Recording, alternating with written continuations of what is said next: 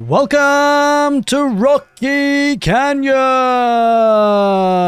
And today, spawning in the northwest corner of the map in blue, we've got Kasva playing as the Chinese. His opponent today in the southeast, we've got 3D isanych playing in red as the Malians. Welcome everyone to this best of 5 match for egctv's Call to Arms, a $15,000 tournament. And well, with these two players battling it out in a best of 5, we're going to be surely having some great games, especially with these two kind of players involved. Kasva, we know him, we love him. An incredibly aggressive player in Age of Empires 4, does lots of wacky things, tower rushes. I mean, you know, he took a break from Age of Empires 4 for a while, so I'm so glad he's back, because generally watching games with this guy is, yeah, it's usually a hoot. And we'll see how good it will be today in this best of 5. isanych, he plays and trains with the very best, the likes of 3DB, the likes of 3D Anatan, obviously representing the 3D clan, and well, I haven't seen him play too much. I've seen him kind of there and thereabouts in major tournaments, but of course this is the S tier tournament by egctv, and he's possibly making a name for himself and is going to be looking to try and challenge Kasva today. I hope you guys have been enjoying the casted content so far on the channel, and yeah, I mean, excited to see how this one pans out with the Chinese versus the Malians. It's not a civilization matchup that I see all that often, but it does pose some interesting questions, because the Chinese can be very strong in terms of booming economy, you know, 2-town center Song Dynasty. I wouldn't necessarily say that fits the style of play for Kasva, so I'd be surprised to see that happen. But the Malians can be very booming as well, with the cow boom. The cattle ranches, incredibly strong, getting that food economy up and running without needing any population dedication to it. It's incredibly strong if it gets running and untouched, unpunished, as it were. I think both civilizations have a really good potential to boom their economy. Probably the Chinese have the edge of it a little bit, I suspect. But the Malians are definitely no slouches to booming. I have to say, though, on this map, and these two players can, like, when you put that together, these type of two players, it just doesn't feel like it's going to be a long game, because they're both relatively aggressive at times. And you can see a really interesting shape of the woodline. It kind of goes in like an S shape almost. It goes across the map. And to explain the map anyway, you do have a couple of ponds in the middle, but with some berries around it. No shorefish though, it seems, and a couple of woodlines that are dotted in around them. One on the east side for the Malians, one on the front. And Kasva's, both his woodlines are on the west side of his base, so it's pretty exposed, I have to say, in many ways. But critical resources, they do obviously have 2 deer packs on either side, both quite close to each other. And also with the berries. So if Kasva was going to go for a booming approach, I wouldn't bank on it. Like, I wouldn't.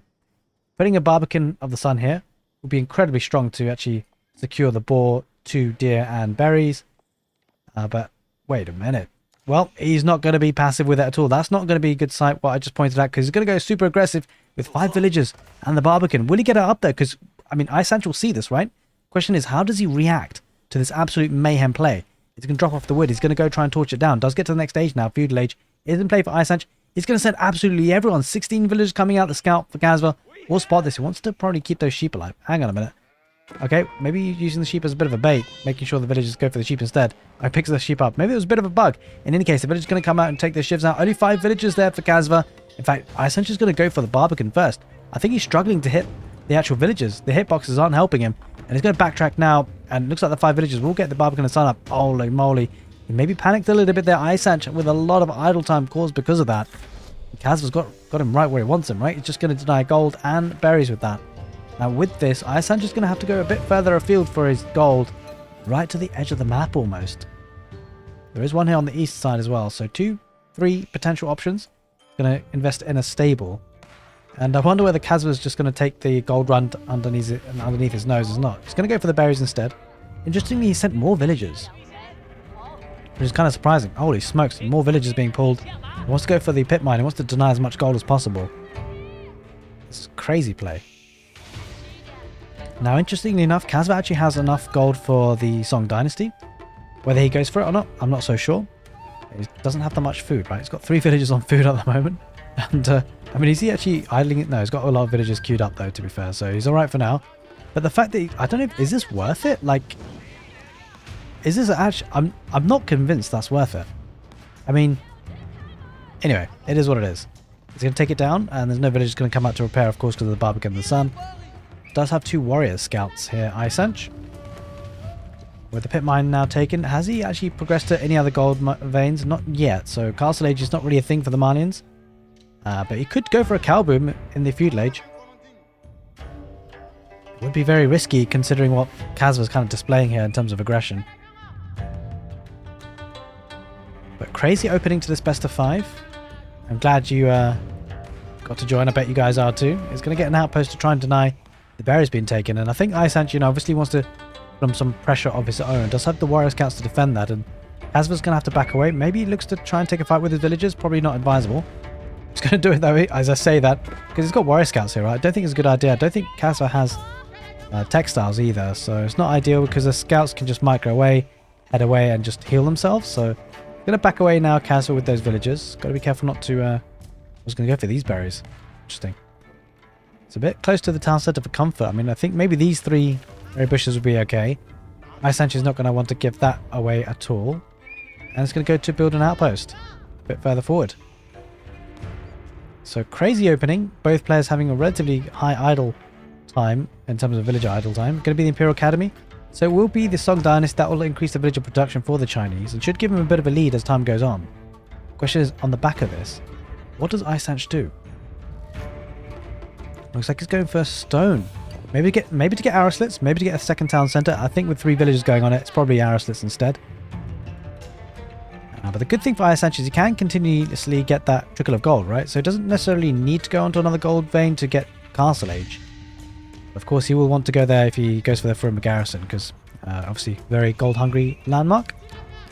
But it's going to garrison inside. Should lose 1 warrior scout, possibly a second. I think it's just going to be the 1 for now. Gets away with the rest, and looking just to harass back at home.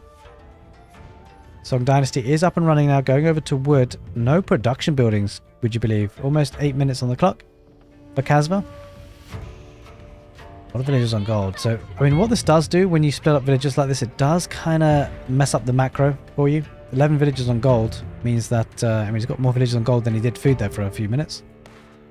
Going to try and deny the second outpost to deny the gold. The warrior scout's getting involved though, and I think the trouble for Kasva is that he's going to get his own outpost, and it should go up first, but he's going to need to microwave the weak villagers.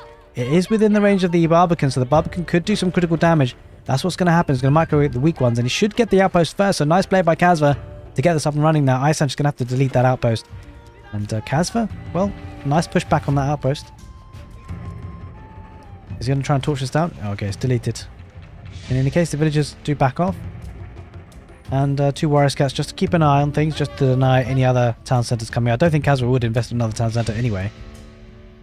But things looking difficult to read in this game because both players obviously have really kind of messed up ecos at the moment. The game number 1 opened up with some spice. And an archery range coming out for Isanch. Does have the military numbers on the field that he would like. 3 villagers on stone still, so he's going to get arrow slits, it seems. Yep, it is indeed for the arrow slits. Warrior Scouts are going to try and dive in a little bit. I'm not sure how I feel about that. Town Centre Fire could do some damage. He's going to lose some scouts. Yeah, I think Isanch is trying too hard to get value. Going to try and take down the village. He might be able to get it, but not without losses and casualties. Here comes some spearmen. Villagers garrison inside the village. And the village is still on gold here for Kasva.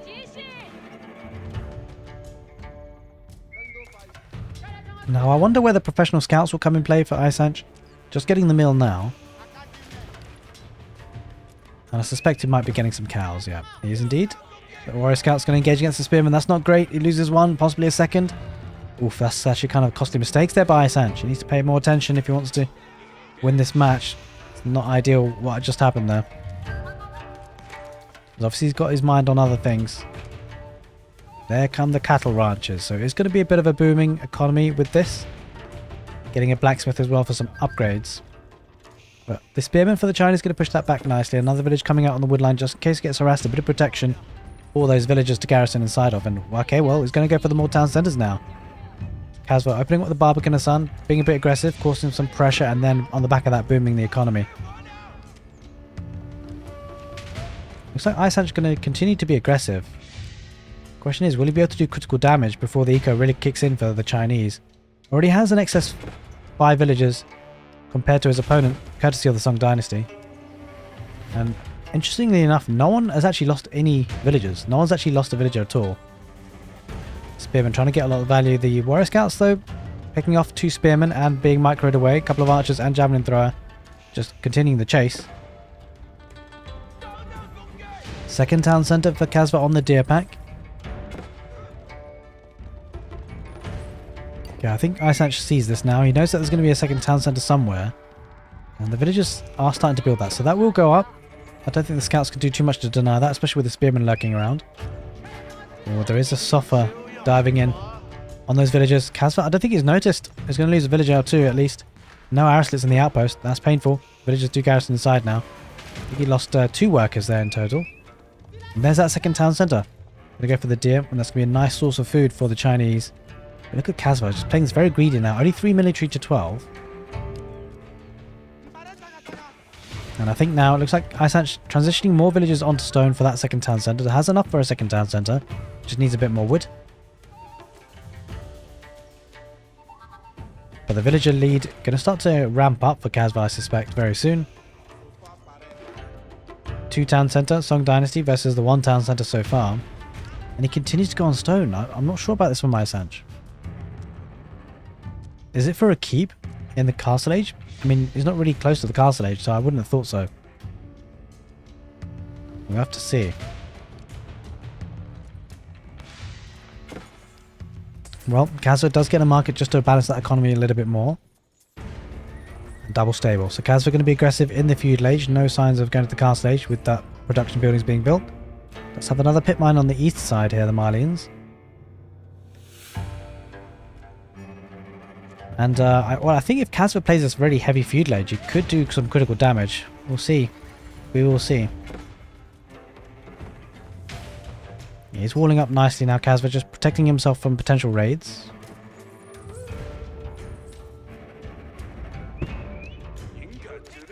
Horseman or 2 starting to pop out, and looks like Isanych is going to be trying to put some feudal age pressure as well with a battering ram.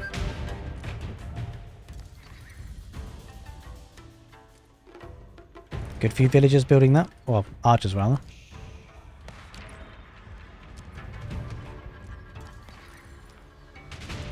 Yeah, I mean, I guess in this scenario, Isanych does need to do damage. He knows that Kasva's on 2 town centre Song Dynasty, and he can't really let that go untouched and unpunished for too long, committing to quite a few horsemen. So we're going to be getting a barracks as well for those all-important military upgrades. And well, Isanych needs to be careful. Like, it does feel like it needs more ranged units. He did know about all those spearmen, so you should be expecting a lot more of them potentially. Well, he could do well to scout it out. A couple of horsemen raiding here. Does get 1 villager, possibly a second. He does, and that is painful. Going to lose some villagers here. Isanych already on a village deficit compared to his opponent, and oh, the villagers just stopped. I'm not sure what happened there. He didn't get their commands. I think the villagers just had enough. They've just stopped. The Sopher now are going to chase, and the villagers are going to go back to hunting deer. But with a 20 villager lead for Kasva, he's looking super strong with the barbican going forward and just hampering Isanich's progression into the game with the economy. 2 rams are going to be focusing on the barbican, and this just buys so much time for Kasva. I mean, I think Kasva at this point just needs to try and take out as much HP on the rams as possible and try and delay the barbican of the sun being taken down, because if he can do that, he's continuing to boom on 2 town centres. He's probably going to go to the castle age before too long, and the question is, this is exposed economy as well, so much that Isanych could be punished with. He's going to dive in. Good number of archers though for Isanych. Should be pushing this way, although the archers aren't engaging. The archers need to take out the spearmen. Kasva's spearmen numbers do drop, then the Sophers might dive in. The 2 rams doing some good work against Barbican and Sun. The horsemen dive forward. Spearmen engage, take out a scout or 2. I think this is a good wraparound, especially fighting underneath the Barbican here for Kasva. He's going to take out those archer numbers drastically, and a couple of Sophers still remain, but the Barbican doing so much damage. Villagers coming out to repair. The 2 rams aren't looking to be enough. 23 military to 7, and Isanych is struggling to hold on. He's struggling in a big way. Could we see the end of the game? Possibly, because if he loses this army, what else does he have? It doesn't seem like a lot. We'll see what he decides to do in terms of his progression in the game from here. But it does look like he's struggling. Barbican is being repaired, and here come more troops for Kasva. He's spamming units with that eco bonuses that he's getting. Now he's going to take out the rams. Without the rams, There's no way to take out the Barbican, and this is looking bad for isanych in game number 1. We'll see if he manages for game number 2 what he can try and do, because he's going to need a way back into this set. But he does look like he's going to be bowing out in this game so far. He does lose some precious gathering time for villagers. They had to head back home, and the Suffer will push that one horseman away, but he's dived right in there, kasva, and he's dived in right into game number 1 with the victory. I hope you guys enjoyed this casted game. Stick around. Game number 2 is going to be coming right up. Welcome to Dry Arabia! And game number 2 in this best of 5, with kasva spawning in the east side of the map in blue, as the Holy Roman Empire is going to be going up against, obviously, 3D isanych on the west, in red, as the Delhi Sultanate. Welcome everyone to Dry Arabia, the map of maps. Test the mettle of these two players. And well, the Delhi Sultanate versus the Holy Roman Empire, an interesting civilization matchup. I think it poses its own problems for both players. The Holy Roman Empire can be very strong, and well, kasva's playing this very differently. He's already opening up with the barracks and spearmen. I mean, the reason why I love casting kasva, the likes of kasva and, for example, 3DB and players like that, they just do wacky stuff like this. Completely different off-meta stuff. You won't expect it. It's strange to see, right? But I love it. You gotta love it. Villagers on gold going out there for Delhi Sultanate. The kasva's going to look to try and punish that. And I think the reason why this is such an interesting matchup is because the Holy Roman Empire is not often thought of as a feudal age civilization, but actually, they can do it very well. With the prelate boosting up the gather speed by 40% of villagers, it's a really strong economy bonus. So if they go very heavy in the feudal age, which it does look like kasva's going to do, then they can really start to have a good eco behind them. Wait, kasva! Get out of there! Alright, well, he loses valuable HP on that guy. And the trouble is obviously when you kind of do a spearman rush like this, it's sometimes difficult to find where you can target. Berries at the back. He's missed the gold, unfortunately. That's actually kind of bad that kasva didn't spot that. He does now. But it looks like isanych should get enough gold. I mean, if that spearman went a little bit early in the right directions, he would have been a lot better off. But of course, you got to be thinking about scouting and getting sheep. It does have his scout just mostly going... Wait, where is his scout? What the hell's going on? There he is. He's bringing sheep back. And I mean, that is actually one of the kind of hard realities of the Holy Roman Empire with the scout and sheep. Because the prelate boosts up by 40%, it does mean the villagers absolutely chew through those sheep very, very quickly. So you don't want to be having any idle time on food gathering. So you can't often just sacrifice your scout to scout your opponent like that. So I guess that's probably why I don't see this kind of opening for the HRE all that often. And Delhi Sultanate going to open up with Dome of the Faith, which is interesting. Especially because the matchup is possibly designed to be quite aggressive in the feudal age, although having scholars, it's incredibly important to heal up those units. It's a very nice bonus that they can get in the feudal age just to be able to get those out there. But as I was saying, the Holy Roman Empire can be very strong in the feudal age, just with the eco bonuses behind it. And it's going to have to be, because the Delhi Sultanate, they certainly do prioritize that feudal age. They go for the sacred sites, the aggression in the middle of the map, trying to get control of the game situation. They can get a lot of gold through passively generated income from the sacred sites. And they can also get efficient production, which I think is already researched for the Delhi Sultanate. It allows their scholars to garrison inside production buildings, make them produce units extra fast. The concern for kasva, though, is that with this investment into spearmen, which he didn't really get that too much value out of, he is now going to be delayed to that feudal age. And he's going to get the Archon Chapel on wood, now transitioning a bit more over to stone. It's going to be a 2-town center play, right? So it does look indeed like HRE going to be playing an extended feudal with that second town center, which, I mean, it's a tricky situation because the Delhi will be aggressive, right? They're going to pump out units. They very rarely go 2-town centers in the feudal age. And so with kasva going for 2-town centers, he's going to have to try and find a way to keep up with military numbers so he can contest the sacred sites. Because he can't just afford to give this up. If he gives up the sacred sites, there's a lot of gold coming in passively. It will allow the Delhi Sultanate to get to the castle age, which is arguably where their real power spike occurs. But if there's a civilization that can match and do kind of 2-town centers as well as feudal age aggression at the same time, it's probably, Holy Roman Empire is one of the best ones to do that. And it primarily comes down to the fact that they get this gather speed. The eco is just so strong. They should be able to pump out units quickly. Spearmen going to go against the villagers. Now, the good thing for these spearmen and the HRE is that, well, the Delhi Sultanate do often like to get a stable opening. That's what they prefer to do, to get Ghazi raiders out to get the kind of momentum onto the field. But because of this opening that kasva's had, it's forced the archery range out of the Delhi Sultanate, which is not really what they want to be doing. And so this causes problems for the Delhi Sultanate, making sure that they're not able to get to their game plan, really. But he will drop a stable as well, so it's going to be stable and archery range, which they kind of do anyway, but they've just altered up the order for a few seconds. Now with the Arkan Chapel up and running for kasva, he's going to be going over to that wood line. Let's just check out the income. He's actually struggling quite massively on wood. But in a way, I like what he's done. Like, he's got the stone that he needs, and now he's going to go to wood, which is being supervised, obviously, with the prelate. And so he should be able to get that second town set pretty quickly. The question is, where does he go and put it? Does he go for deer? I suspect he will.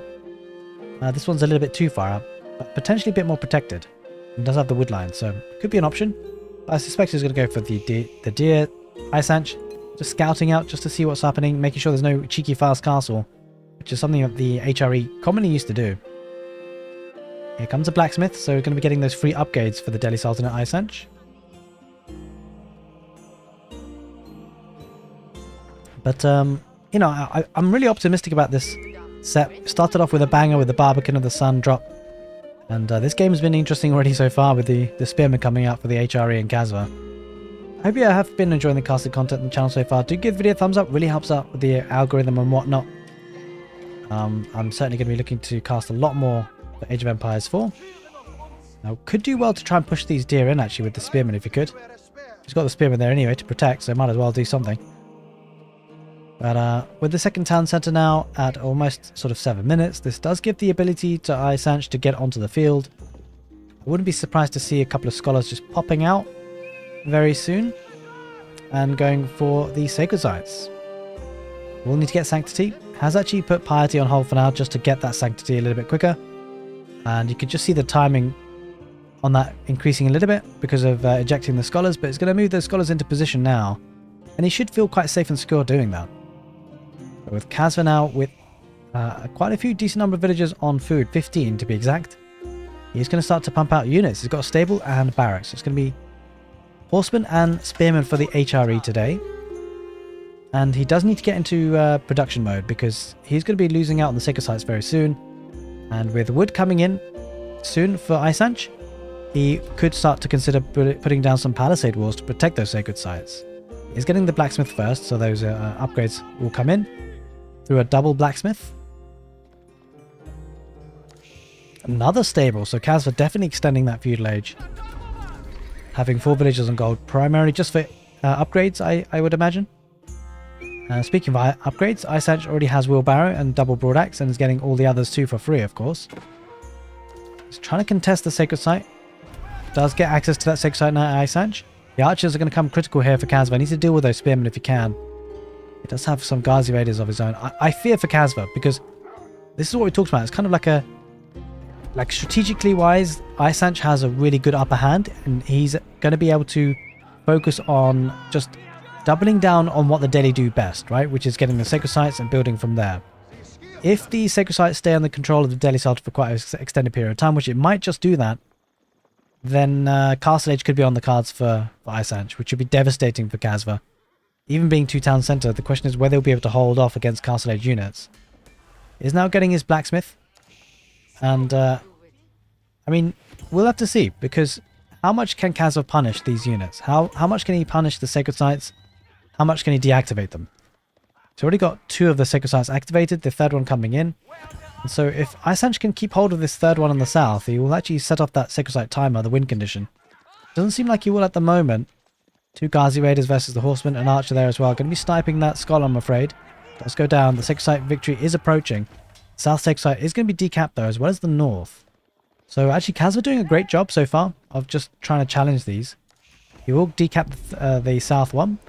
And he won't get the north. Yeah, we'll decap the north one as well, at least for now, as far as we can tell. Our miniature numbers are starting to build up though for Isanch. 22, I'm not entirely sure where they are though, to be fair. Okay, well there they are. They're trying to get value themselves going towards the town centre. Needs to be careful. Isanch, a bit reckless with those units. Diving in, loses, almost lost one Ghazi raid. It would do well to try and keep that guy healed up if you can, but charging, coming in from a horseman for kasva. It does get away in the end. Oh, there's a bit of a wolf attacking there. kasva, you might want to deal with that. Apparently the HRE villagers just like things biting on them. There we go. Finally gets the wolf off their backs. 26 military to 13, double quite literally. Going to try and snipe a scholar, but it's not going to manage it. Spearmen will go down, and the horsemen need to back away from those Ghazi raiders ideally. The north side hasn't been decapped. The south one was. Wheelbarrow and Iron Undermesh coming in for Kasva. Looking to start getting those important upgrades. Turns around and fights with the cavalry. In the middle of the map, another spearman will go down to the archers, but there are a couple of horsemen with Iron Undermesh coming in soon. Those horsemen should be able to dish out a lot of damage on those archers. I would like to see potentially Isanych starting to wall up these sacred sites just to make sure this is nice and secure, but it doesn't necessarily have to, as long as he contests them with units. Two scholars looking to heal up those archers, more archers there adding to the fight, horseman diving, or Ghazi raider rather, getting involved, and should be able to pick off one horseman on the retreat potentially. He gets away with it there, Kasva. 300 wood for Isanych. I'm wondering, I'm curious as to why he's building up that amount of wood. He does queue up siege engineering, as he would, it's free after all. Sacred site in the south has been capped. Looking to decap the central one there, Kasva, with only one horseman. Probably won't manage that in the end. And the military numbers really starting to build up. 33 to 15, but Kasva's economy, 48 villagers. It's looking nice, looking smooth. And if oh, okay, he's adding a third stable. I think we might get another feudal age, full feudal age affair here.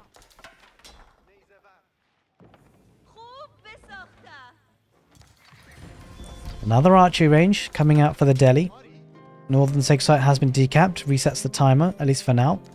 But good amount of gold income coming in for Isanych. Let's actually toggle over to the income per minute. So despite not having any villagers on gold, still getting 300 gold per minute. Gonna get another barracks, holy moly. Kasva really going for it, and he needs to get the production. I mean, this is kind of concerning though. He's got quite a lot of wood. Sorry, quite a lot of food and gold coming in. Could Kasva be thinking about going to the castle age? I'm not so sure, possibly. I mean, it could potentially work out, but he needs to make sure he's contesting the middle of the map, and he is now. He's getting good pickoffs, getting good kills with Isanich's army just being out of position at times. The Ghazi raiders are on the chase, and I take it back. Kasva is not looking to the castle edge. I thought it'd be a bit weird because of the production buildings he's putting down, so he's going to certainly ramp up production now. Going to harass villagers on the berries. He has killed 2 villagers so far here, Kasva. Make that a third. He's going to ride away with that. Northern Sacred Site has been captured. Now it does activate the Sacred Site timer again, but he's going to lose 2 scholars here. Relatively cheaply, although they are healing themselves up nicely. 4 horsemen trying to dish out damage. Horsemen engage again on the deer pack this time. Kasva getting so much raiding effectiveness here. Doesn't necessarily get a kill there, but a lot of idle time being caused. Northern Sacred Site is going to be challenged by Isanych, but not enough. 2 Ghazi raiders versus that number of horsemen, not going to be enough. Going to try and get a raid here in the south. The Kasva's economy is starting to get a little bit mayhem. 58 villagers. But it's an interesting one because Isanych, he's struggling, right, in terms of getting to the castle age. It's kind of sort of the 13th, 14th minute now, and I think Kasva's economy is such that the problem for Isanych is that if he does go to the castle age, Kasva's going to have a massive standing army that could do damage, a lot of damage, especially to villagers. Holy smokes, Isanych losing 8 villagers in total so far. The spearmen pick off a Ghazi raider. Okay. Kasva playing incredibly well at this point. Look at that wood income, food income coming in, and gold. Everything is actually looking better here for Kasva eco-wise. Doesn't quite have the number of military that he would want, but he's just winning fights. Look at the 3 Ghazi raiders going to absolutely perish to those spearmen. Oh, he loses so much HP there. But scholars are looking good for Isanych, healing up units on the front line. Ghazi raiders going to pick off these horsemen and the scout for Kasva. Took a bad fight. Trying to decap the South Sacred Site. This is why I love Delhi and watching them play. It just forces the match into sort of contesting the mid-map. But look at this, Isanych with 61 military. Doesn't really have the villager count he would want. I think this is going to come down to a timing push, right? Where Isanych has the better military, but it won't be for long. Like, he can't keep doing this because the villagers are starting to get out of hand in terms of numbers of Kasva. Gonna head towards the town centre. Horsemen just baiting those spearmen in. He engages anyway, but backs off for now. In the south, a couple of archers going to pick off some of the spearmen. No Ghazi raiders here, though, for Isanych. In the north, North Sacred Site is being capped. Central Sacred Site has been capped. And has relatively good control. There's a couple of horsemen diving in through the stealth forest there. Going northwards. I think Kasva's done a great job so far of denying the sacred sites. For as long as possible, at least. As he continues to produce. I mean, it's kind of awkward though, because Kasva's having to maintain production from 2 town centers, has a significant number of villagers extra. But he's just struggling to pump out units, right? He's got 27 in total. Could take a bad fight here if he doesn't be kept. Oh, Kasva, you got to back out of there. There's no way Kasva wins that fight. Not with that number of scholars. With the archers on the back line there for Isanych. Archers are there for Kasva. I think he's misjudged this. Don't think this is a fight he can win. And if he loses this, he leaves his base completely exposed. Ghazi Raid is taking out the horsemen on the front line. The scholars healing up all those weakened Delhi Sultanate units. And Kasva backs off now. But feels a little bit too little too late. He lost so much in that fight. It was pretty unnecessary. And there's so many scholars there for the Delhi. 12 of them. And despite being behind on economy, I think Isanych is going to dive on this. And he could do well. If he takes out the army, Kasva's going to struggle with this number of scholars. The trouble is, the scholars will probably out-heal the damage coming out from the town centre. He's fighting hard and Kasva having to retreat quite heavily. Isanych looking strong despite having the villager deficit. He's got 52 military towards 14 for Kasva. Kasva's going to garrison the villages inside the town centre. Town centre is idle. Kasva's economy is stronger, but to how much? Because a lot of the villages are idled. The economy is being halted into the ground to a full stop here for Kasva. A massive dive of units though for Isanych. He loses his front line Ghazi raiders. Mostly archers going to snipe up the military as they pop out. A couple of man-at-arms coming out for the HRE. The scholars doing the bulk of the work and healing. And it's looking good. It's looking really good for Isanych. In game number 2, he will definitely want a victory here to pull one back. Now, if you can get a couple of rams here, Isanych, that might be what deals out a killer blow for Kasva. Kasva is starting to build up numbers again, though. 19 military. Takes a fight. A couple of horsemen dive in, but archer numbers are starting to become a little bit critical here for Isanych. He does have steeled arrow, of course, free coming in from the blacksmith. And this is a great fight for Isanych. The horsemen have to back off. Not enough man-at-arms it feels here for Kasva, but he's not able to get the food economy. A lot of it's being halted. He's on 69 villagers, though. He engages right on the front line. He's just covering the production. The problem for Kasva is that even if the economy is working, even if he's producing units, as soon as they pop out, like as soon as archers pop out, the critical numbers of units for Isanych, just picking them apart before they can mass up, and he's going to start focusing on villagers very soon. This is not looking great. Our sacred site in the north being neutralized, but it probably shouldn't matter. The food income coming in nicely for Delhi and Isanych. Back at home is just focusing a lot on wood. Is going to be able to take out the remainder of the berries and go onto the mid-map if he needs to get those free resources. But he's just camping here. Isanych absolutely camping in the base of Kasva. And there's not a lot that Kasva can do about this. He's losing villagers. The villager lead is actually starting to shrink here for Kasva. 51 villagers to 63. Only 7 military. Kasva, he needs to find a way to deal with this army. I'm not sure he's finding a way. There's scholars healing up the weakened units. This could be a massacre on the wood line. Archer's going to dive in, pick off villagers that are running, and this is not looking good. Defend all sacred sites. A new objective has been initiated, and well, Isanych looking strong. He's got all 3 sacred sites. If he walls in behind that, and then he'll protect those sacred sites for a long period of time and get to that castle edge, it will look really, really good for him. As we're trying to hold on, does still have the villager lead, but his economy's been idle for such a long period of time. Trying to contest the northern sacred site, but not with the scholar there. It just won't work.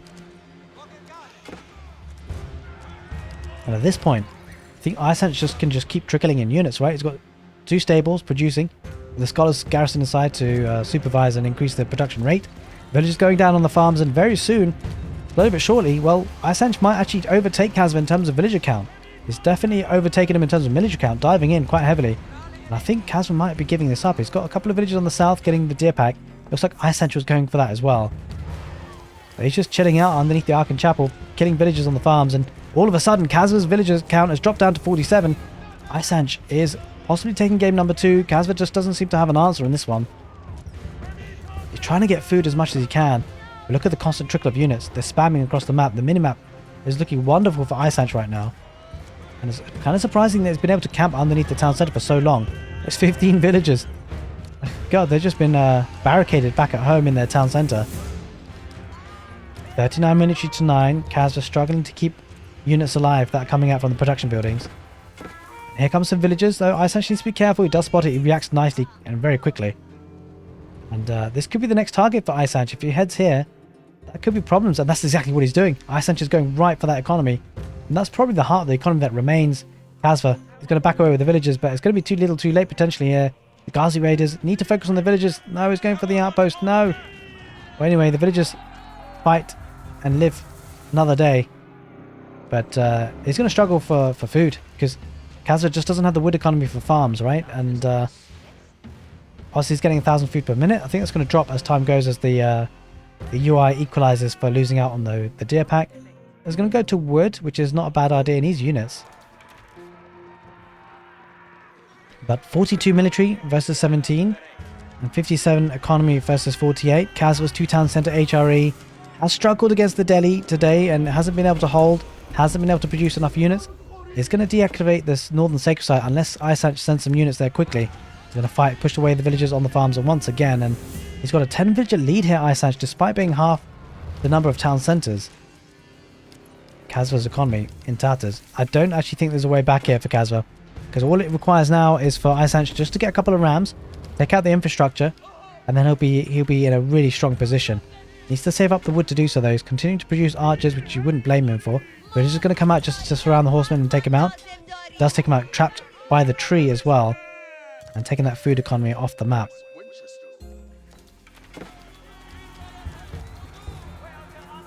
Gonna dive in on the villagers on the farms. Not for the first time, that's for sure. The middle sacred site is being, well, it's trying to be contested. It won't be though. I would like to see a scholar coming up to the northern sacred site to be capped again for 3D Isanych.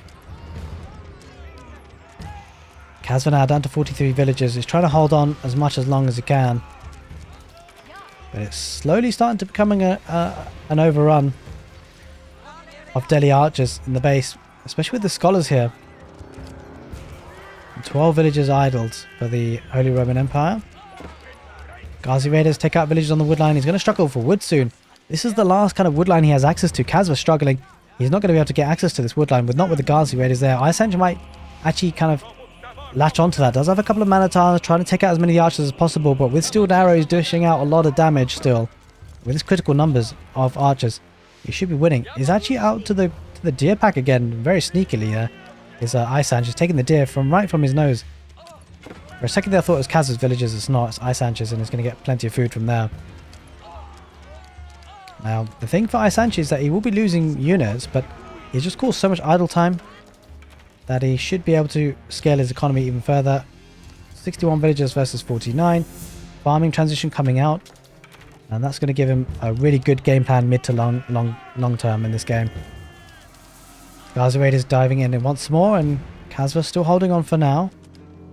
The question is for how long?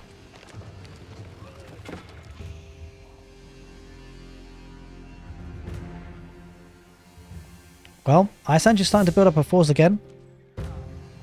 Obviously Kasva reluctant to give this one up. Quite a few villagers idle there for Kasva. Has a couple of archers of his own, but he's going to need spearmen. The concern is really the Ghazi raiders. There's a large number of units of them, and it's going to use emergency repairs on the barracks for now at least, buying himself so much time as much as he possibly can. The good thing for Kasva is that because he is on second town centre, if he can survive this somehow, then he will actually start to build up the villager numbers once again. But the question is, can he survive? Because Isanych has actually got triple the number of units at the moment, and the village is trying to retreat. Again, he just doesn't care, Isanych. The fact there's 15 villagers inside the town centre doesn't matter to him. 20 villager lead here for Isanych. Going to pick off as many of those archers as he possibly can. Taking villagers out on the farms. They're going to garrison inside, but there's not enough space in the town centre. The town centre is firing. As villagers garrison instead here, which don't necessarily need to be for Kasva. Sacred site in the north being capped now for Isanych. Is there a way back for Kasva? I'm not so sure. He's down to 1 military. Don't think there's a way now. Not with having 30 times more of the military and more. Kasva, he's finally cottoned on. He's lost the game number 2. Isanych coming back into the set, and it's going to start spicing up a little bit. I'm super excited to see how this one pans out. Stick around for game number 3. Welcome to Volcanic Island! And today, well, as you guys know, it's going to be Kasva versus Isanych, with Kasva in the north in blue, playing as the Abbasid dynasty. And, well, Isanch in the south in red, also as the Abbasid dynasty. Welcome everyone to this Abbasid dynasty mirror.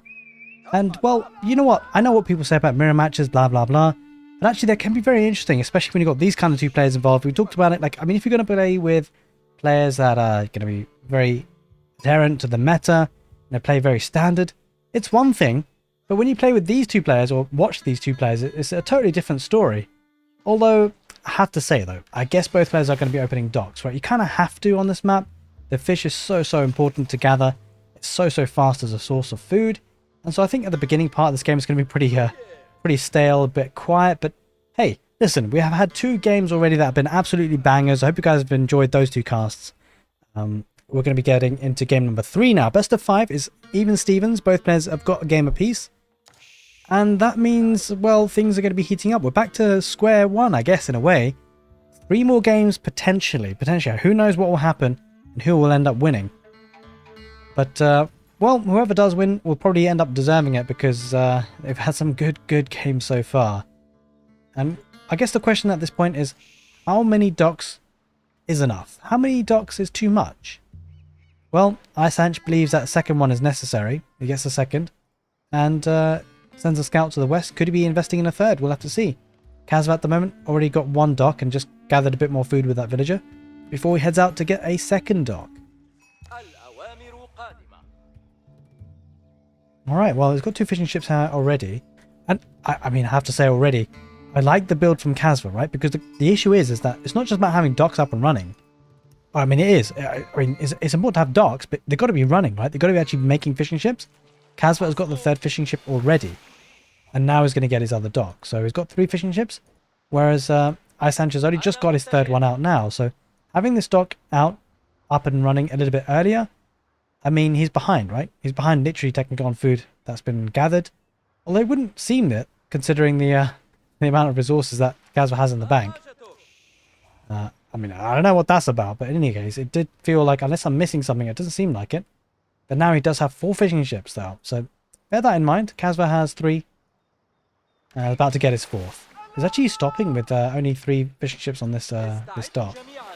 This pond. Can he actually travel? I think he can. I think he can travel through here. So it could be worth considering getting more, because he should be able to go through.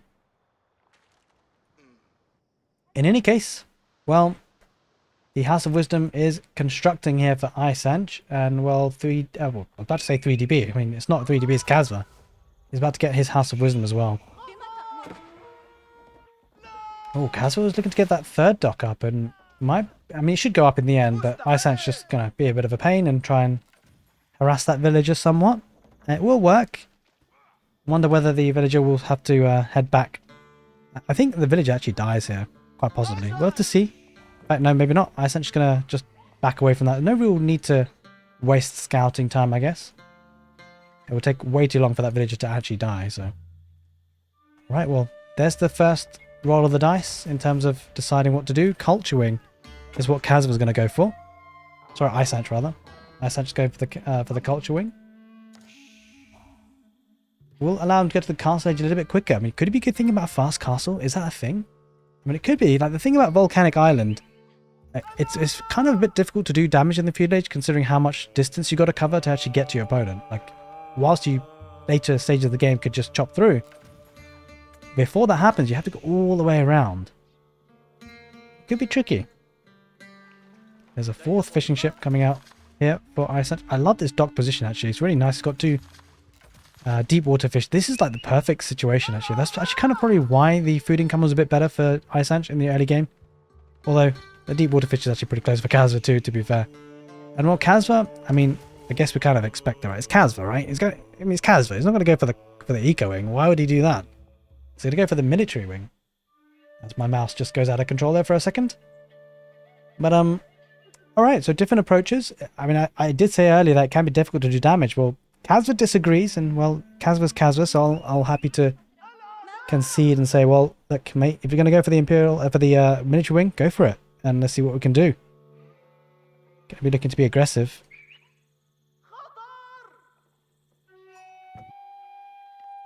And what do we have here? Just houses. Again, not much happening though. We did say it was going to be a bit stale in the early game, and it hasn't disappointed on that front. But 4 villages remaining on gold, and it does almost feel like it's a fast castle build here for Isanych. Got plenty of villages on wood, but I think there's more to supply the fishing ships, right? It's got 5 in total here, and a good few here, 4 as well. That's quite an investment into fishing ships, whereas Kasva's got 3 here and 4 here. So actually, he's actually got a lot more fishing ships, Kasva. In any case, he's going to be a little bit slower to that military wing feudal age, but not dropping. Well, he might be able to afford to drop a production building. We'll see. We do see preservation of knowledge coming in for Isanych, so technologies will be significantly cheaper. Looks like, after all, Kasva might be going for the castle age, which is kind of interesting. Now, I wonder whether the concept here is that he'll be able to get boot camp, and then would he go for composite bows though if he goes for fast castle? He'd probably go for the Gulam, right? So we'll see. He's going to go for stable. It's going to be feudal age pressure, and he's just probably going to use the gold for other things, upgrades and whatnot. He does have a Dhow. Kasva tried to get a dock on this position, maybe looking to get a demo ship. Well, he's going to probably want to open up with a Bagler first anyway, to go against the Dhow. But it's a very much Kasva thing to do, to dock his opponent. A double stable opening here for Kasva. So interesting, we went for miniature wing, because it doesn't really grant him that much apart from the couple of units. As I said, it doesn't grant him that much. Well, it grants him this. I said it's a long way to go around, but he doesn't care. He's going to go for a ram early on. I guess he's going to ram the docks, right? Maybe that's what he's going to try and do. Scout will spot this though for Isanych if he goes a bit further north. But Kasva really starting to heat up the pressure. I mean, he's going to want to. I mean, he's invested a lot. Triple stable. Holy smokes, he's going heavy on the horseman. Which kind of makes sense because you know what? You've got a lot of food coming in from the fishing economy. A couple of archers for Isanych. Oh, this is rough actually. Because Isanych is going for archers. And that's not a good play against the number of horsemen that's just about to go into it very soon. And he doesn't... It's not like he has boot camp, right? A couple of archers there for Kasva. Those came up for free from the military wing. But here come the horsemen. And if he can get iron undermesh near Kasva, he'll be in really good shape. The dock... The ram is going straight for the dock. There is a horseman out for Isanych. So Isanych forced into a heavy feudal age play as well. Kasva's just going to try and focus on the archers first. Takes out another one. Got to micro that away if you can. He doesn't do that indeed. Just going to come down to micro here. Going to try and snipe out the other archer. That potentially allows him to drop a barracks for a spearman, but doesn't seem like it's going to be the case. He's going to go straight for full stable units. Now the big deal is that, well, how does Isanych deal with the ram? It almost feels like he can't. Because he can't really focus on military, like taking the military there, because he's got problems to face up against this. But it looks like Kasva is thinking about the castle age now. Okay, so it's kind of mild feudal age pressure into castle age. Military wing here for Isanych. He is getting that castle age of his own. And the reason why this is kind of strong is he's actually going to get 2 camel riders for this. But here comes the engagement. Kasva diving in with his horsemen, trying to do critical damage. Does have 13 units versus 12. And a couple of those 12 units for Isanych are archers, which aren't really going to add to the fight too much. And the culture wing coming out for Kasva. Now, I like the use of the military wing for Kasva to get the ram out. But he's going to be faced up with a military wing from Isanych as well. 2 villagers going to be sniped. Nicely played there by Kasva. Does take him out. Could engage here. There is a spearman there for Kasva. There's one there for Isanych as well. The ram working heavily on that dock. It actually could be a critical fight here. Kasva backs away. Does have a spearman still there. Gets a couple of pokes in. Oh, but now he might lose the ram. He did take out one of the docks. About to take out the second. I think he should get this one. Does he get it? There's no villagers to repair. I mean, even if he doesn't get it, I think the stable... I think the horseman probably torched this down. It is on fire after war. And there's no villagers coming out to repair. In fact, the horsemen don't even need to torch it down. Kasva might do well to back off from here. I'm not sure if he wins this fight. Actually, there are quite a few weak red horsemen. I think he does win it in the end. Isanych losing units. Backs off now, but he loses one on the retreat. He's going to lose these two as well. Isanych, he didn't take those away. And is going to lose more. Although Kasva might lose one here. The two spearmen poking and prodding. A little bit sloppy for both players. Isanych gets to that castle age first, but Culture Wing is not too far away there for Kasva. And now Boot Camp coming in for Isanych. Now, did Kasva actually get Boot Camp at the end? I mean, he doesn't have any infantry, so I wouldn't have thought so. No, he doesn't. Didn't need it. Fishing economy has been hurt a little bit. For Isanych at least. But he can move the fishing ships elsewhere. That's the key bit of detail. Does have another deep water fish to take. And there's the castle age now for Kasva. Villager numbers looking very even. Kasva losing units. And, well, this is a problem for Kasva because he's facing up against 18 military units from Isanych. Again, they have to go the long way around.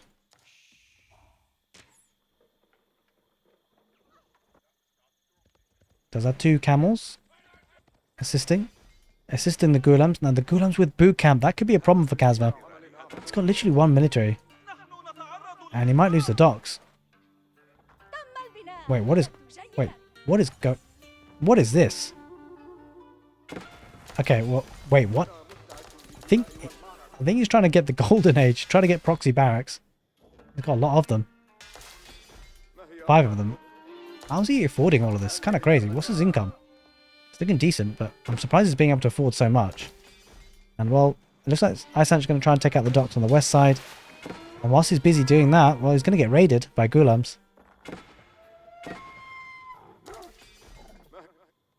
Quite a few of them as well. Here come some lancers too. This is a problem. Isanych doesn't have anything back at home. He's going to lose villagers. This could be problematic.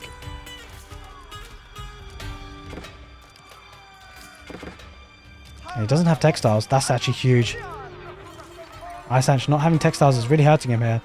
Isanych going to dive in himself. Has got quite a few hardened spearmen and Ghulams as well of his own. Going to dive underneath the town centre. Quite a few villagers on gold retreating and on the wood line. So Kasva dishing out damage, but he's getting hurt himself. Lancers riding in. Takes out a lot of the villagers. 48 villagers. It just feels like Kasva's got better of the raids. But it's just trying to go towards the production building so that units coming out of the production building can focus on the military that's there for Isanych. They will lose a few, but the problem for Isanych is not really reinforcing too much as at home, although does have a couple of Ghulams now. Lance is getting so much value. Woodline has been devastated. And Kasva, don't forget Kasva has textiles. I think that's the bigger difference here. Maybe it all coming down to textiles, that one tech that Kasva has that Isanych doesn't. But still Ghulams in good numbers here for Isanych, dishing out damage. But he's not doing eco damage. Well, I say that. Quite a few units do head to that wood line, but Kasva just doesn't have anyone on wood at this point. I guess he doesn't need to. He's producing units that are heavy on food and gold. But he's just coming out to wood again now for Isanych. But, well, Kasva does need to protect this gold. It's actually quite critical. Kasva looks like he's saving enough stone for a keep almost. He's about halfway there. Villagers have to get out of there. Textiles, though, really helping him out. Kasva has started to kind of regroup. This could be a nice spot to protect as well. A nice bit of gold and wood. Try to hold on. A lot of spearmen do dive in, and they're getting poked and prod. Another gold being taken by Kasva. Those villagers have to redirect and reroute to another location. But one apiece and a crazy map. On a crazy match so far. It seems like the aggressiveness has died down a little bit now, somewhat.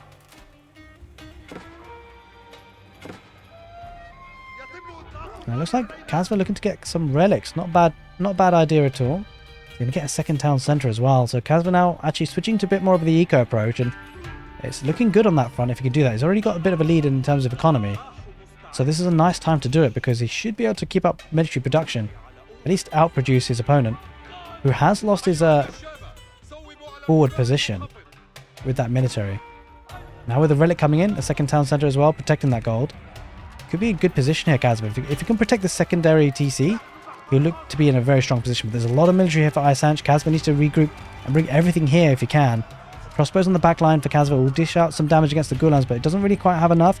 Needs to garrison villages inside the town centre. He does. Isanych is aware of it. Now Isanych is going to dive straight in, it seems. But Kasva, does he have boot camp? That could be the telltale difference. He does. That's really important to have that. And the town centre, though, I'm not sure why isanych is fighting this. He's going to lose a lot underneath the town centre. I'm not sure how I feel about this. A lot of the units are armoured, but the spearmen will go down quickly to the town centre. There's no crossbows there for Kasva to focus on the ghulams. Did feel like isanych dived in a little bit too quickly there. A little bit too eager to do damage. He's going to lose units on the retreat. And Kasva focusing on the crossbow specifically. A smart play. He's going to dive on the berries. And villagers might be losing their lives again. And what does isanych do from here? Doesn't have the stone. There's no possibility of a keep of his own. Or even a second town centre. Well, Kasva taking out those ghulams with the crossbowmen. And crossbowmen is such a good unit here.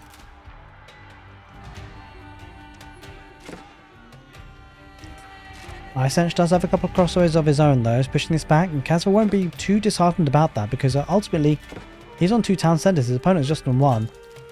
And he's actually trickling units on the west side as well. A couple of crossbows, a couple of ghulams. Just causing some harassment more than anything.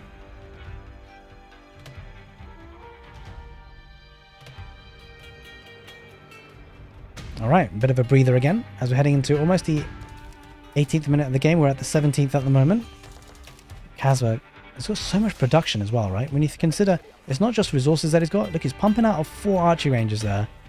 Got 5 barracks, not producing from all of them, granted. He's got a heck of a lot of stables as well. 3 stables, and there's just no shortage of production capabilities for Kasva.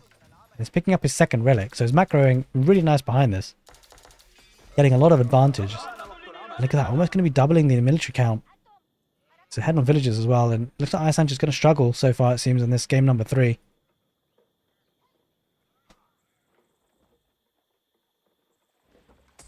Market for Kasva, just to perhaps rebalance the economy. Surely not for trade, right? Surely. It's got to be for balancing the economy.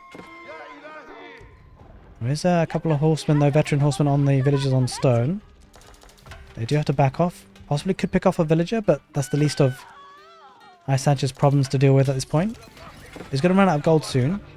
There, Kasva will have this gold secured, and does have that big gold pile on the west side. Crossbows take out the fishing ships, hampers out the food economy even more. Okay, this could be a big fight. It feels like isanych doesn't have enough though. The number of crossbows is looking dangerous for Kasva. I think this is a really good army for Kasva because the crossbows obviously will fight against the crossbows, and the ghulams will die quite heavily to the crossbows. Oh, he doesn't spot the imam, he does now. He's not going to get away from that one. But again, it just buys Kasva more time, right? To pump out units. He sees what's there. He sees what army he has to deal with. And he can prep accordingly. Has a mangonel. That's actually huge if that can get built in time. There's a lot of infantry here. Primarily infantry from isanych. That mangonel could be critical. I would like to see maybe an outpost here for Kasva just to get some vision. Just in case he's worried about his army, his opponent's army coming that side. And isanych now going to commit to a mosque. Potentially to get a couple of relics that are on his side of the map. Interestingly enough, there are 2 relics here very close to each other. 1 mangonel built so far for Kasva.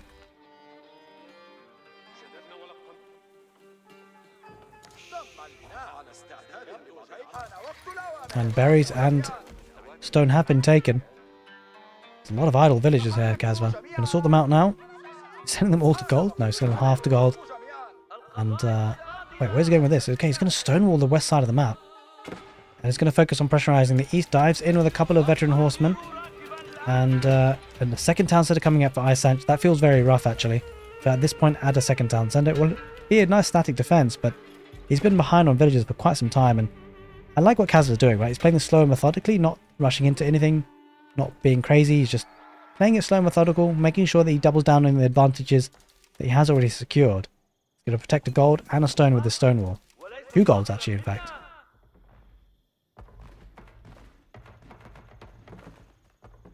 He's going to get those foundations down quite nicely.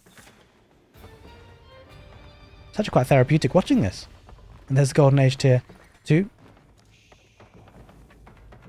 Maybe a little bit later than you'd expect. But he does have it now, at least. And the stone walls are there. So that rather than getting an outpost, he'll get a very good, robust static defense. And here are the mangonels. I think this could be the critical part of this game. Isanych is starting to produce a lot of military now, though. A lot of them are spearmen. Going to rush in. Going to try and take out the second town centre that kasva has, but with the 3 mangonels, or 2 mangonels so far, third one coming. This could be devastating. This could be the big fight we're expecting to see either win or lose the fight, the match for either player. Here come the Gulams on the front line. Veteran Horseman trying to focus on the crossbows there for kasva. He does. Gulams are perishing to the crossbows. There's just not enough units here for Isanych. Mangonel shot gets off on those crossbows on the back line, and that's devastating. Looks like it means that the crossbows are going to win this fight for kasva. I'm not sure Isanych has enough to deal with this. Mangonels deploy again. Get another couple of hits. He pushes that back quite nicely. The town centre nice and secure here for kasva. No real problems there. Villagers on the berries are going to be next, it seems. But look at that. Military numbers for kasva starting to push heavily. Good number of them. 70 military to 25. The mangonel's about to deploy. Maybe take out that second town centre. And here are the spearmen taking out the second town centre. There it is with 3 mangonels firing off in the second town centre. kasva takes game number 3. And well, Isanych is going to need a response. He needs to win the next one as we head into game number 4. Welcome to Frisian Marshes! And game number 5. Wait, game number 4. I skipped one. It's actually game number 4 between kasva and Isanych. Kasva in the north in blue, playing as the Ottomans. And in the west, in red, Isanych playing as the Mongols. And well, he'll want to be taking this to a game number 5 if he can. He needs a win here, Isanych. No room for mistakes. And he's playing as the Mongols on Frisian Marshes. Ideally, well, I'd say probably the best civilization on this map. It's so strong. It's just, with trade, it can be so powerful. But, especially with this gold spawn, this is crazy. This is so safe and secure. And that woodline is obviously safe and secure with that town centre. But what's going to be really special about this match is the Ottomans. Because if there's one civilization that can kind of punish the Mongols, it's going to be the Ottomans. They get free units from the military school. They can really pack a punch, spam out units very quickly onto the map. And that's exactly what it's going to need to do. But it does feel in many ways that Isanych should have an advantage playing as the Mongols. We shall see how he manages to play this one out. Lots of sheep coming in. Now there's plenty of sheep on this map, so food shouldn't be a problem. Now kasva, I mean, I wouldn't recommend it, but it could go for the Sultanhani trade network, which will give him access to trade as well. But I would probably recommend against that, because you're never really going to be able to compete against Mongol, Mongol trade. The good thing for the Mongols, they do have the Uvu that can double produce, but the concern for him is that whilst his gold is in a very strong position, well, his Uvu is not. It is in a terrible position. And the next one, next stone pile, is not great either. So that's going to be a problem. He's going to need to try and defend that if he can. The trouble is, he's not going to be able to. At least not for the short term, because, well, the military school will be coming out with a couple of spearmen here for kasva. So that's going to be a bit dicey. Now, he's going to need to keep the Uvu alive, though, because he wants to get double production as the Mongols. And what's interesting, I think in many games so far, I think what kasva does really well in this series, I think we've seen many games with it, is he dictates what happens. Like, he dictates the play. You know, even with the HRE game, which he lost earlier, he opened up with the barracks, right? He wants to be the aggressor. He wants to force his opponent into decision-making and hopefully make them make the wrong decision. Because he's going to be dictating the game at the moment with the spearmen coming out. And this will probably force the Mongols into an archery range, right? Which is not what they want. They want to go for stable and keshiks. They want the mobility. Now, of course, they will probably get that stable eventually, but for the short term in the feudal age, Isanych is forced into getting archers. And that is really significant because, like we said, he needs to defend that trade and he needs keshiks to do that. Even if not to defend the trade, if he wants to be aggressive on this map, which the Mongols do, they want to use the mobility, he would want keshiks, but he can't get keshiks. At least it wouldn't be the logical thing to do. At least it wouldn't be, I mean, it could be a thing. I mean, maybe you can go keshiks, but I mean, you know, you don't really want to go keshiks into spearmen, right? So we'll see. He's going to go for the silver tree and that trade will be up and running pretty sharpish. And but the question is, where does kasva go from here? Well, I guess if he's going to be investing in spearmen with the military school, he's going to be expecting archers. So it would be making sense for him to go for a stable as the first production building. For Sipahi to then counter those archers. He's going to be going up with the twin minaret madrasa. No real surprises there. We're going to be securing some food. And it'd be interesting to see what he decides to spend his first vizier point here, kasva. Because it's an interesting situation. Like, can kasva really compete against the Mongols in terms of trade, in terms of economy? It's very difficult because if you let the trade go, it's super hard. And, well, that's a lot of sheep. It's super hard to compete. You know, 2 town centers is not really something the Ottomans do very often. Could be an option, 2 town centers with military, but I think he needs to put on pressure. He needs to stop the Mongols playing their game plan, because when they do get the game plan, the Mongols, it does become very tough. There's the second spearman coming out with the scout torching as well. A stable. That is super surprising, actually. That's super surprising. Wasn't expecting that, so Isanych is going to go for Keshiks. Now, he will be able to double produce, but like he won't want to engage against a spearman, so I'm really curious about this decision. Like, will he actually be able to push these spearmen away? I'm not so sure. And, yeah, I mean, this is not what we expected, but it is happening. So, I guess Isanych just said, well, look, Kasva, he may have, well, that's a lot of sheep. I think maybe, did he get Anatolian Hills? He might have got Anatolian Hills for the first Vizier point. It's an insane number of sheep. We'll have to see. In any case, yeah, I mean, Isanych just feels like, you know what? You're not going to dictate the game, Kasva. I'm going to do what I want to do. I want to stick to my game plan. You're going to have to adapt. Let me do my thing. The spearmen are going to go back home to defend the villages. And so I guess in a way it does push the villagers, does push the spearmen back away because of the fact that, well, he doesn't want to keep his economy exposed. And so now here they are. There's the next stage. So it's certainly interesting to see those Keshiks come out, and it's going to try and get some raiding. I guess in some ways the idea is nice, because if the Keshiks do pick off villages, then that could be quite key. But it has to be said, the base for Kasva is quite fortunate for this. A couple of palisades to the town centre, and he could be super well protected. If he gets the palisades in front of the gold as well, there's 2 gold veins that could be protected. The spearmen are back home to defend, right? So he's defended the Uvu. The double production will continue, and more Keshiks coming out. I would be expecting to see some archers, because it's just kind of fighting against this counter unit. It's not going to get too much value, but in some ways, Isanych might be quite happy about this, right? Because Kasva will need to build up a large number of spearmen to take the fight. It does take a fight before he can really push out, and it does give him some time to get that trade up and running. Speaking of which, the trade is up and running. 73 gold coming in per trip. And he's got to be careful though, Isanych, because once Kasva does get a critical number of these spearmen, it'll be very difficult to stop that. I mean, you can't just fight with Keshiks, right? He's going to need archers.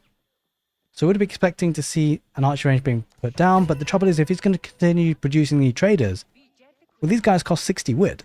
That's not cheap. He might be able to buy some wood with the gold that's coming in, because he probably doesn't need to necessarily continue Keshik production. And there is that archer range. We talked about it, how important it is, and that's what's going to happen. Oh, look at that. He's actually going to produce, he's actually going to get those palisades up. And he's going to be a bit more conservative with the palisades. It's understandable. And he doesn't really need gold at this point, right? He just needs food. I mean, he's definitely gone for Antonio Hills. Must have, right? In any case, the villager will be sniped. Nice snipe there by the Keshiks. First blood comes out for Isanych. And he does protect the trade for now, at least. So, going to plan, it seems, for Isanych. But we talked about how the Ottomans could punish this. And the reason why is because look at this. Cheaper production buildings. Got double military score. Going to pump out units so far. Got 9 versus 7. Now, whilst the Mongols' Uvu does double produce, it only produces twice, every so often. You can actually afford that. So it's going to come down to really whether the Ottomans can pump out more units and take better fights, and whether they can harass the trade. Now, speaking of the trade, he does have a decent number of traders already. He's got 5 traders already. That's just how crazy it is. It's under 8 minutes. But there's this kind of window of opportunity that Kasva has. As the resources are sunk into traders, it means that the resources aren't sunk into military, and that might give Kasva a bit of an edge. He's walled up his economy, very protected. He's got food and wood, very safe and secure. I think that's the key bit of detail in terms of RNG and the map generation. If he didn't have the wood in those positions, it'd be a different story, but he does lose a Keshik, and those, maybe even a second Keshik, I'm not sure. Gets just one so far. Archers will go down, the Keshik diving in. Oh, there's a misplay by Isanych. Well, this is a big misplay. He lost another Keshik. Does have a couple of Keshiks coming around the back. Don't forget there's the Meta. The Meta will go down most likely. We shall see. Oh, we managed to get away with it. Holy moly. Okay, we got out of there. Good sniping there by Kasva. Took a really good engagement with those spearmen. Now he heads back home. Don't need to rush into anything. Couple of archers there for Isanych just to try and pick off reinforcements, as they are starting to come in their droves. And well, 11 military versus 11. Isanych still got the trade, right? So that's the key bit of detail. He hasn't lost any traders at all just yet. So That is definitely a positive. And don't forget, he's going to need everything to be positive in this game because he needs to take the victory to have a chance of winning this best of 5.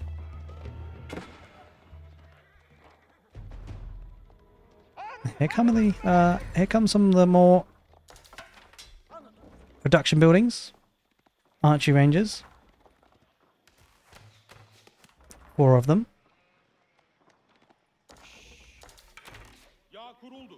And interestingly enough, he actually deleted that mining camp to be able to afford the space for that blacksmith. But nice base building, I've got to say. Couple of archers and keshiks for Isanych going against the Sipahi and Spearmen. And don't forget the meta boosting up the attack speed, which is actually quite a nice bonus there for the Ottomans. Isanych starting to build up a bit of a lead in terms of economy, 42 to 32. It's quite significant. And if you can burn down the production buildings, that will limit the capability of the Ottomans to mount a response. And while the Ottomans don't have any upgrades just yet, Wheelbarrow is in play for Isanych, and they're going to get double Brawn Axe as well, which are going to be perfect for the economy. I mean, this is kind of crazy how Mongols are, right?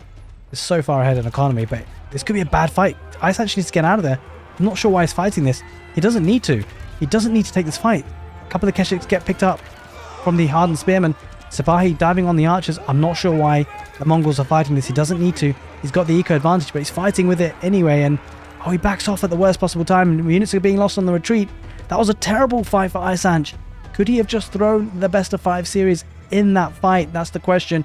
Because now kasva on the back of this is going to steamroll. He's got 3 production units coming in. He's got 24 versus 7. How can Isanych hold on to this? I'm not sure why he fought, but he did. And now he's in all sorts of trouble. If the production goes down... There are so many villages. Where are they going? Oh no. They're going to the shorefish, but he won't be able to protect them. There's no military. There's only 7. He's going to lose so many villages. He has to back away. Oh, this is just such a big misplay by Isanych. It's so uncharacteristic, considering what we've seen so far. A bit of micro with the keshiks, but there's only so many... I mean, he's only got 3 units he can micro. He just doesn't have them. And it was an awkward decision to go for the keshiks opening, but it did, and it's not what killed him. What really killed him was that big fight right on the front. And maybe he wasn't looking, I don't know. Now he's going to lose another archer to the Sipahi. And I think kasva is going to just ignore the production. He's going to go straight for the traders. And if he can deny the trade route, that would be critical. He's got 3 units coming in as well, don't forget. 34 military to 4, and well, that is it. Isanych recognizes he is down and out. There's no real way to come back from that one. And well, kasva, he wins the best of 5 in a bit of an anticlimactic end, but great games throughout the set. Hope you guys enjoyed this set. Take care, and see you next time.